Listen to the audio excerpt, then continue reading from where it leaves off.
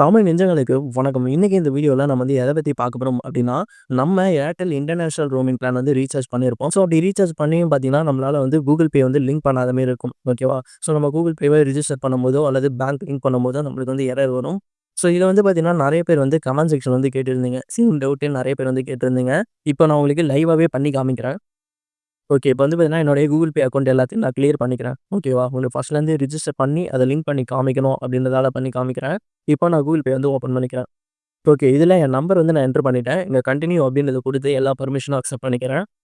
Okay. எல்லாத்தையும் குடுத்துட்டேன். இங்க பார்த்தீங்கன்னா, வெரிஃபையிங் அப்படின்ட்டு இருக்குயா? இங்க ஸ்விட்ச் டூ ஓடிபி வெரிஃபிகேஷன் அப்படின்ட்டு இருக்கும்.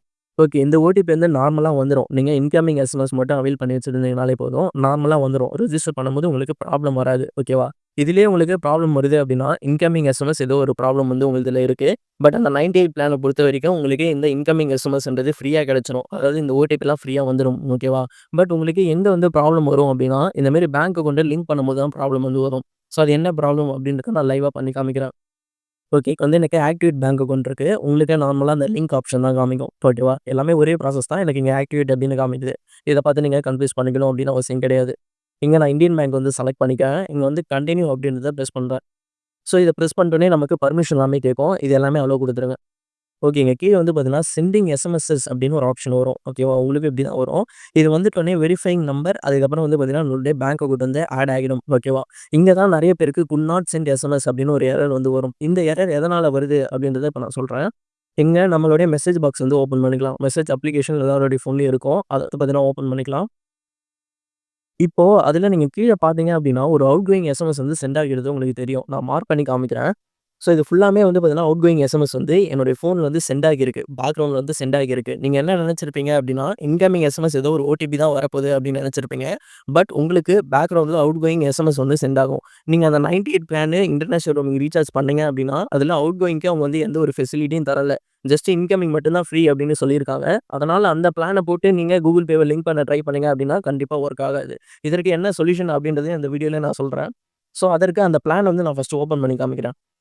ஸோ இங்கே நீங்க ஒரு விஷயம் என்ன நோட் பண்ணணும் அப்படின்னா, நீங்க ஒரு கால் அவுட்கோயிங் பண்ண போறீங்க அப்படின்னா, அல்லது இன்கமிங் உங்களுக்கு ஏதாச்சும் ஒரு கால் வருது அப்படின்னா, அதேபோல எஸ்எம்எஸ் நீங்க ஏதாச்சும் சென்ட் பண்ண போறீங்க அப்படின்னா, இங்க ஸ்டாண்டர்ட் சார்ஜஸ்லாம் உங்களுக்கு டிடக்ட் ஆகும் அப்படின்றத சொல்லியிருப்பாங்க 98 பேக்ல. ஸோ அந்த ஸ்டாண்டர்ட் சார்ஜஸ் அப்படின்னா என்ன பார்த்தீங்கன்னா, நம்ம டாக் டைம் ரீசார்ஜ் பண்ணணும். அந்த டாக் டைம்லேருந்து தான் நமக்கு அமௌண்ட் மைனஸ் ஆகும். அந்த அமௌண்ட் எவ்வளோ இருக்கும் அப்படின்னு பார்த்தீங்கன்னா, இந்த ஸ்டாண்டர்ட் சார்ஜஸ்.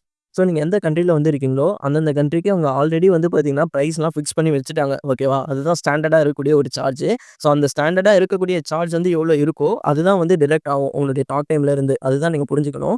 ஸோ அந்த பிடிஎஃப்கான லிங்க் நான் கீழ டிஸ்கிரிப்ஷன்ல தந்திருக்கேன். அதுல நீங்க செக் பண்ணி பார்த்தீங்க அப்படின்னாலே தெரியும். உங்களுடைய கண்ட்ரிக்கு அவுட்கோயிங் எஸ்எம்எஸ்க்கு எவ்வளோ டிடக்ட் பண்ணுவாங்க அப்படின்றது இருக்கும். மோஸ்ட்லி ₹25 பெர் எஸ்எம்எஸ் டிடக்ட் பண்ணுவாங்க. அந்த பிடிஎஃப்மே ஓப்பன் பண்ணி காமிக்கிறேன்.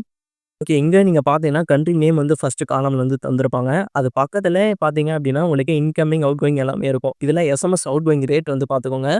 மோஸ்ட்லி நீங்க டிராவல் பண்ணக்கூடிய கண்ட்ரிக்கு ₹25 மோஸ்ட்லி இருக்கும். ஓகேவா? ஸோ ஒரு சில கண்ட்ரிக்கு ₹40 இருக்கும். நீங்க செக் பண்ணி பார்த்துக்கோங்க. எந்த கண்ட்ரிக்கு நீங்க இருக்கீங்களோ, அந்த கண்ட்ரிலேருந்து தான் நீங்க பேங்க் அக்கவுண்ட் லிங்க் பண்ண போறீங்க. அதனால அந்த கண்ட்ரிக்கு என்ன எஸ்எம்எஸ் அவுட்கோயிங் ரேட் இருக்கோ, அத நீங்க செக் பண்ணி பார்த்துக்கோங்க.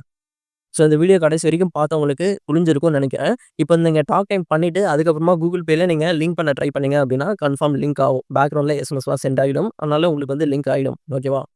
அதேபோல உங்களுக்கு அகைன் அத ரீசார்ஜ் பண்ணியும் உங்களால லிங்க் பண்ண முடியல, எரர் வருது அப்படின்னா, திரும்பி நீங்க மெசேஜ் பாக்ஸ ஓப்பன் பண்ணி, இது போல எஸ்எம்எஸ் சென்ட் ஆகியிருக்கா அப்படின்றத பாருங்க. இது போல சென்ட் ஆகாம உங்களுக்கு ஃபெயில்ட் ஆகியிருக்கு அப்படின்னா, அதில பேலன்ஸ் டிடக்ட் ஆகியிருக்கா இல்லையா அப்படின்றத செக் பண்ணி பாருங்க. ஓகேவா?